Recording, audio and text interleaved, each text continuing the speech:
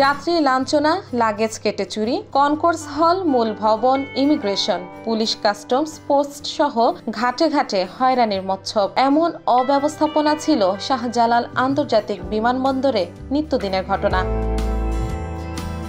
তবে এবার পরিবর্তন এসেছে যাত্রী সেবায়। বদলে গেছে এই বিমানবন্দরে যাত্রী সেবা। কার্যকর করা হয়েছে 10টি টেলিফোন বুথ। হেল্প ডেস্কে দিনরাত কাজ করছেন 54 জন কর্মী। বিনামূল্যে 1 ঘন্টা ওয়াইফাইও ব্যবহার করতে পারবেন যাত্রীরা। প্রবাসীরা আগে বিমানবন্দরে পৌঁছানোর যোগাযোগের জন্য আগে সিম কিনতে হতো, কিন্তু এখন থেকে যাত্রী বিনামূল্যে কথা বলতে পারবেন। এজন্য বসানো হয়েছে 10টি টেলিফোন বুথ।